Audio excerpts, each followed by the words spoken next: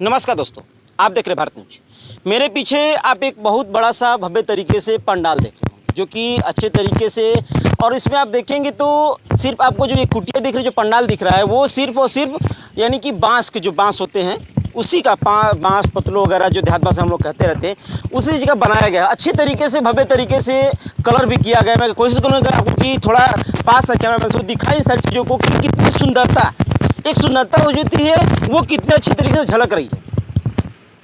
ये एक महायज्ञ कराया जा रहा है, जो मैं कहना चाहता हूँ, जो कि किन्नाराम श्री रुद्र महायज्ञ, और इसके बारे में हम प्रॉपर जानकारियाँ लेंगे, जानेंगे कि आखिर यहाँ की जो व्यवस्थाएं हैं कैसे हैं, क्या हैं, कितने दिन तक ये व्यवस्थाएं चलेंगी, कितने दिन तक ये यज्ञ चलेगा, और यहाँ के जो भी है संस्थापक या फिर जिसको हम कह सकते हैं जो पूरा व्यवस्था को देखते हैं, उनसे भी बातें करेंगे। आइए सीधे मुलाकात करते हैं, बातें करते हैं कि आखिर में जो व्यवस्थाएं कितने दिन तक चलती रहेंगी। नमस्कार। थोड़ा परिचय दे दीजिए। ये बाबा दुखियाराम जी के सानिध्य में श्री किन्नारामी श्री रुद्र महायज्ञ का आयोजन किया गया है, जो 20 फरवरी से प्रारंभ होकर के 28 फरवरी को महाभंडारा के साथ समापन होगा। 20 तारीख को कल सुबह प्रातः जो है 9 बजे से यहाँ से कलश यात्रा प्रारंभ होगी, जो गहमर में गंगा जी में जल भरा जाएगा और वहाँ से फिर वापस यहाँ। अच्छा, जितना भी व्यवस्था है, जितने सारी व्यवस्था हैं, तो आप ही के अंडर में, मतलब कि एज महाराज जी के सानिध्य में, और महाराज जी एक होता है ना कि यहाँ जैसे एक कार्यक्रम के जो है माननीय ओम प्रकाश सिंह जी मंत्री संरक्षक हैं, और यहाँ पे संयोजक के रूप में माननीय विष्णु प्रताप सिंह जी हैं, अध्यक्ष के रूप में माननीय दीनानाथ गिरी जी हैं, जो बहुत सम्मानित व्यक्ति इस गांव के हैं, और साथ में ही कोषाध्यक्ष सुभाष प्रधान जी, सुभाष सिंह यादव प्रधान जी गांव के, इनके मार्गदर्शन में सारा कार्यक्रम चल रहा है। आपका परिचय थोड़ा सा। मैं महाराज जी के द्वारा बताए गए कार्यक्रमों को निर्देशित उन्हीं के द्वारा करता रहता हूँ, व्यवस्थाओं को देखता रहता हूँ। यही है क्या क्या व्यवस्थाएं हो रही हैं, कैसे कैसे क्या है, महाराज जी के क्या क्या चीज़ें देनी है, क्या क्या चीज़ घट रही है, ये सारी चीज़ें आपको मैंने देखना रखना है, और जितना भी सहयोग है पूरा गांव के एरिया का। और लमसम इसी यज्ञ से कितने गांव को इससे कि प्रभावित होता है ना कि एक अंडर में कितने गांव आते हैं? कम से कम 10 गांव तो आप मान के चल सकते हैं कि आते हैं। वैसे तो लोग छपरा से लेकर के पटना से भी, मोहनिया से भी, और उसके बाद बनारस से भी लोग आ रहे हैं, देहरादून से भी आ रहे हैं, नेपाल से भी आ रहे हैं। तो इस तरह से अलग अलग जगह क्षेत्र से लोग आ रहे हैं। कल कलश यात्रा कितने बजे से चालू हो जाएगी? कलश यात्रा पे समय तो 9 बजे का दिया गया है। सभी लोग यहाँ पे आएंगे और यहाँ से ही कलश यात्रा प्रारंभ होगी। और कहाँ से कहाँ तक जाएगी? यहाँ से प्रारंभ होकर के गहमर गंगा जी वहाँ से जल दिया जाएगा। अच्छा, जितने भी कलश वाले जो भी होंगे, जो माता बहनें चाहे जो भी लोग होंगे, तो यहाँ से गहमर जाएंगे पहले। जी। ठीक, तो पैदल ही जाएंगे वो सभी लोग? यहाँ से साधन से चलेंगे। आते समय बीच में ही उतर करके एक लगभग 2-3 किलोमीटर की दूरी को निर्धारित किया गया है कमेटी के द्वारा, वहाँ से ही उनकी पैदल यात्रा। मतलब कि यहाँ से जितने भी लोग रहेंगे वो पहले जाएंगे गंगा जी के यहाँ गहमर, फिर वहाँ से कलश में जल लिया जाएगा, और लेने के बाद एक निर्धारित आप लोग किए कि इस स्थान पे रुक करके वहाँ से फिर पैदल या पूरा भ्रमण करते हुए गांव का। तो कितने गांव का भ्रमण करना है? गांव का भ्रमण तो नहीं, लेकिन बाजार से होते हुए और सेवराई से होते हुए फिर यहाँ पे उनका सभी का आगमन होगा, और सभी जो कलशधारी हैं ये इसकी परिक्रमा करेंगे। और परिक्रमा करने के बाद 5 परिक्रमा वैसे है, जो सक्षम है वो 5 परिक्रमा कम से कम करे, नहीं है तो एक भी परिक्रमा करके सारे लोग कलशों को यहाँ पे रख देंगे।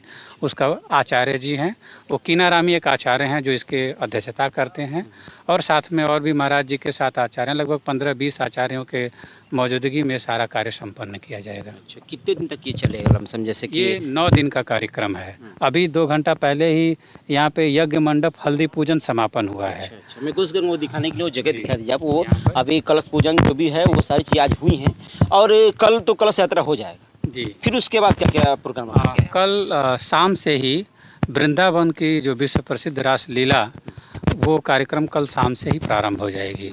वैसे कार्यक्रम जो है सुबह 7 बजे से लेकर 10:30 बजे तक यहाँ पर यज्ञ मंडप जो सामने दिख रहा है, ये 11 कुंडी यज्ञ है, और इसमें हवन होगा। कल से जो है हवन पूजन पाठ प्रारंभ हो जाएगा, जो 10 बजे तक चलेगा। 10:30 बजे से 12:30 बजे तक रासलीला होगी दोपहर की। 2 बजे से लेकर के शाम को 5:30 बजे तक महंत रमाशंकर जी महाराज जी के मार्गदर्शन में कथा, भागवत कथा जो है, भागवत पुराण की कथा चलेगी। शाम को संध्या वंदन होगा। उसके बाद 7 बजे से लेकर 10:30 बजे तक रात्रि में फिर वापस से रासलीला होगी। ये कार्यक्रम निरंतर 27 तारीख तक तो चलता रहेगा। रासलीला 28 तारीख को भी होगी। उसके बाद पूर्णाहुति डालने के बाद 28 तारीख की सुबह में उसके बाद महाभंडारा प्रारंभ किया जाएगा। उसमें सभी क्षेत्रवासी आमंत्रित हैं। मतलब सभी क्षेत्रवासी जितने भी हैं, चाहे कहीं से भी हो, जो भी आता है, तो इसमें कोई, क्योंकि महायज्ञ है तो इसमें कोई बाध्यता नहीं होती है कि किसी को निमंत्रण नहीं होता है कि आपको निमंत्रण दिया जाए तो आप आएंगे, नहीं, आपकी इच्छा है आप आइए और जो किनारा बाबा है वहाँ का प्रसाद ग्रहण कीजिए, ताकि एक अलग ही शोभा होती है। लोग जब आते हैं तो एक अलग ही अनुभव होता है। जी जी जी। कुछ यहाँ के भी लोग हैं जो यहाँ के गांव के लोग हैं, उनसे भी बातें करेंगे, यानी कि आखिर में यज्ञ कितने साल से कराया जा रहा है। ये यज्ञ, अपना नाम बता दीजिए, शुभ नाम क्या है? मेरा नाम कृष्णा सिंह है। अच्छा, ये यज्ञ कितने सालों से कराया जा रहा है? ये जो यज्ञ हो रहा है हमारे गांव में पहली बार हो रहा है। अच्छा।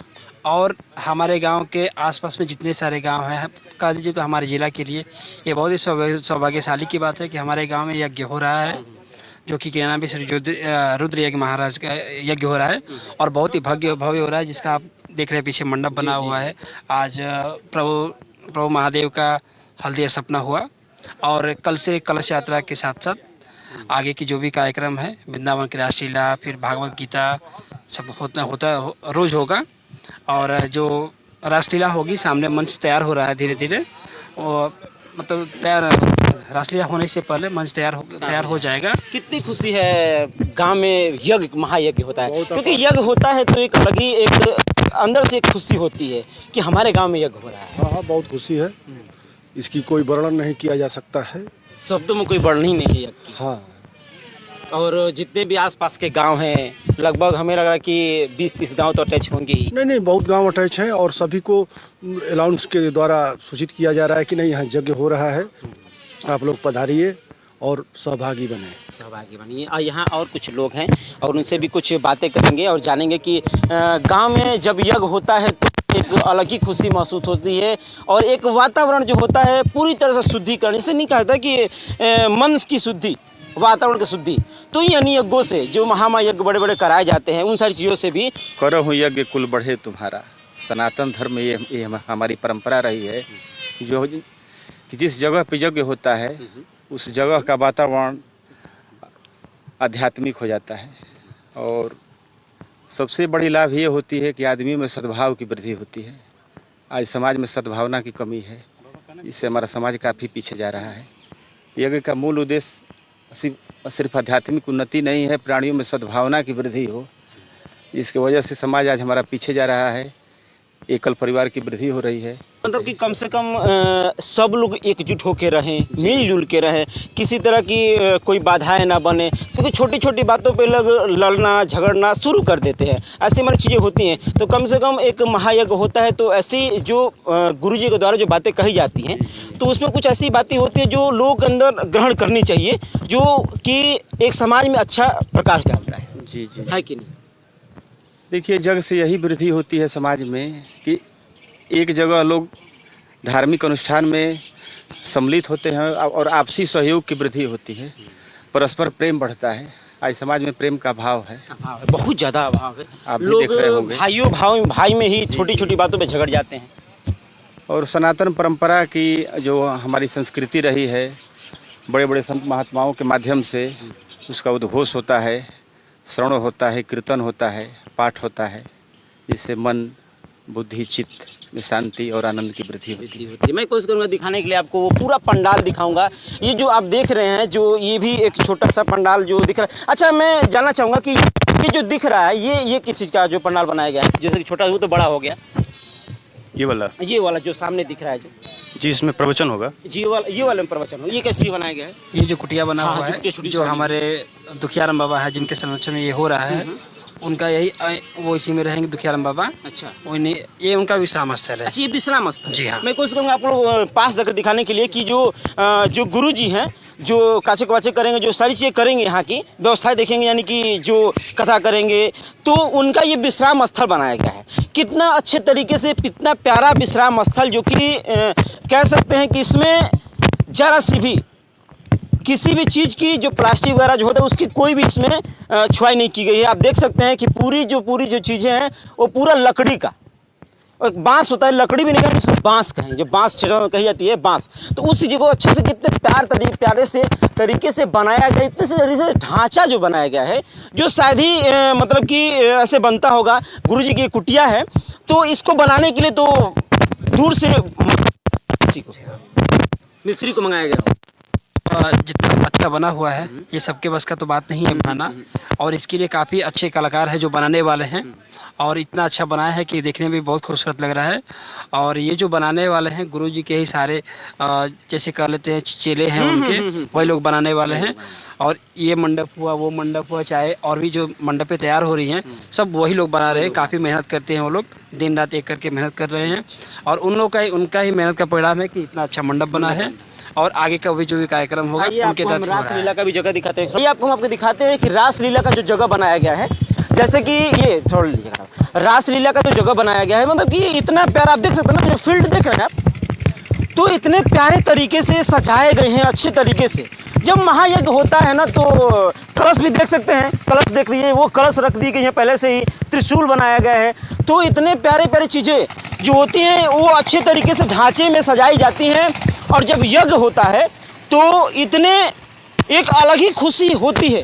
क्षेत्र के, गांव के लोगों के जो अंदर एक उल्लास होती है, भावना होती है, वो खुशी उभर के आती है, और एक अलग ही कह सकते हैं तो मन को शांति जो होती है वो मिलती रहती है। देखिए वो सामने जो है रासलीला के लिए जो बनाया जाए, जो रासलीला चलेंगी, जिसमें सारी चीज़ें रासलीला होंगी, वही मंडप, देखिए मंडप जो बन रहा है, यहीं पर वो रासलीला होंगी। अभी फ़िलहाल वो काम चालू है और बन भी रहा है। कुछ वहाँ पे भी लोग हैं, उनसे भी हम बातें करेंगे, जानने की कोशिश करेंगे कि आखिर में ये जो रासलीला है तो ये कितने से कितने बजे तक चलेंगी, और क्या क्या व्यवस्थाएं हैं। देखिए वहाँ पे जो भी व्यवस्था है वो सब रासलीला की व्यवस्थाएं चल रही हैं, जब बांस वो सब लगा करके, ताकि किसी भी तरह की अगर पानी, बरसात, धूप, इन सारी चीज़ों को बचने के लिए, देखिए ऊपर भी अभी लगाया जाएगा, सारी चीज़ें व्यवस्थाएं की जाएगी। काम पूरी तरह से चल रहा है।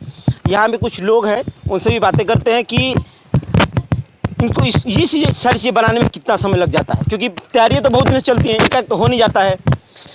नमस्कार, क्या नाम है आपका? थोड़ा सा परिचय दे दीजिए अपना। जयप्रकाश।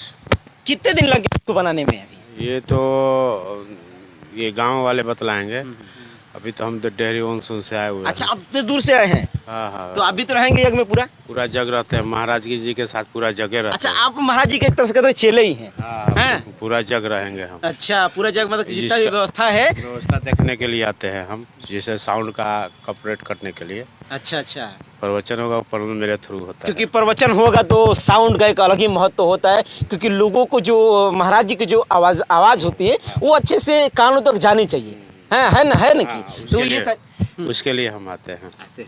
अभी तुरंत महाराज जी के साथ ही अभी आए। अच्छा, चलिए अच्छी बात है। आप देख सकते हैं पूरा पंडाल भव्य तरीके से, और ये गेट भी, दरवाजे भी अच्छे तरीके से बनाया गया है। मैं कोशिश करूंगा आपको दिखाने के लिए, जो महाराज जी का जो जितने भी चेले हैं, फिर महाराज जी हैं, फिर और भी लोग हैं, उनका भी एक स्थल बनाया गया है रहने के लिए, क्योंकि उनको भी जगह चाहिए सोने के लिए, बैठने के लिए, तो उनके लिए वो जगह बनाया गया है। मैं वो भी चीज़ आपको दिखाने की कोशिश करूँगा, ले चलूँगा आपको वहाँ भी, को दिखाऊँगा कि कितने अच्छे तरीके से भी महाराज जी या फिर गुरु जी या फिर उनके चेले झापाटी जो भी हैं आएंगे, तो वो भी यहाँ पे रहेंगे, उनकी भी व्यवस्था की गई है। और देख सकते हैं एक चीज़ आप देख रहे हैं कि जितने भी है व्यवस्था आपको सिर्फ दिखेंगे तो क्या, सिर्फ बांस, जो हम लोग के कह सकते हैं सनातनी धर्म या फिर जो भी है, तो बांस का बहुत महत्व होता है, एक अलग ही महत्व है।